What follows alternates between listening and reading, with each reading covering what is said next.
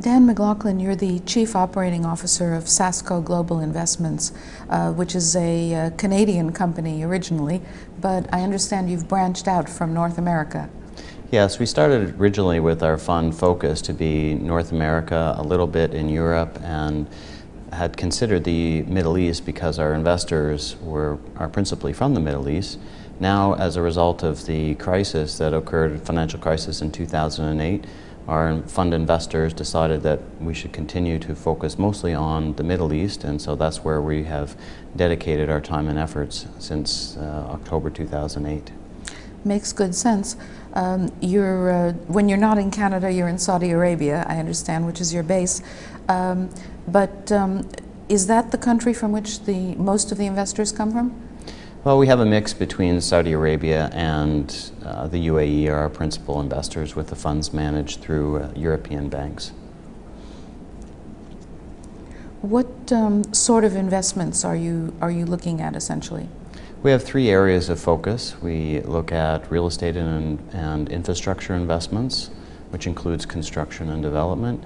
We look at energy-related projects. We have an interest in renewable energies, which is more applicable to some areas than others. And we also look at industrial manufacturing. I'm just wondering, when you're saying infrastructure, in the UAE and Saudi Arabia, are those not mainly government financed? Well, they're government paid for, but so we would be looking at investing in the value chain associated with projects in infrastructure. So we might partner with established construction companies and help fund projects. So that's one way of us for getting involved. We don't fund the actual project itself. What we're doing is we're funding the companies within the value chain. You're downstream from it, yes, exactly. From the project. Interesting. What sort of areas are what kind of projects? I mean, mainly commercial or residential, or what sort of things?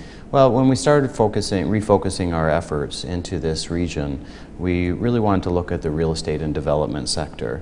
At that time, UAE was not the place to be, although the market in Abu Dhabi still remains quite robust.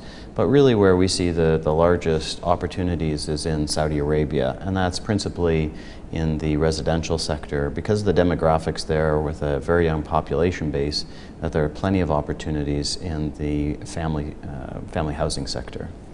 I heard somewhere the figure of 4 million apartments needed in the next few years in Saudi Arabia. Well, the number ranges from one media report to the next, but any way you look at it, there's a lot of demand there because the population base is very young, they're big families, there's a low percentage of home ownership. It's one of the lowest countries in the world for home ownership.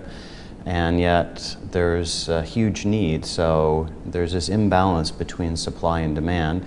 And with mortgage law about to be introduced, there's a large expectation that it will spur demand even further. It really sounds as if they're great opportunities, but you don't sound so bullish on the UAE or specifically Abu Dhabi. Well, I'm very pessimistic about Dubai. I think that it has a long way to go before it can recover. There's, in my opinion, a lot of oversupply in most sectors. In Abu Dhabi, I have the same kind of concerns that I feel for Dubai, where it was a few years ago, and that is there's an awful lot of buildings that are going up. There's a lot of commercial space, there's a lot of residential, there's a lot of hotels, and the question I ask is, where does the demand come from? Where do the people, where do the businesses come from that will occupy it? So from a developer's point of view, the developer might make money if he develops something and sells it off, but eventually there has to be a user that's actually occupying that space. It's logical. Right, so if you look around, right around this area where the convention center is, there's a very large development. Well, now if you're trying as a country to bring people in, you're now competing not only for all the office buildings within Abu Dhabi, you're competing to grab tenants from Dubai, with the available Bahrain, ones, yes. Qatar. Saudi Arabia, on the other hand, is its own demand. Yeah, it's whereas a those much other bigger countries, market. Yeah.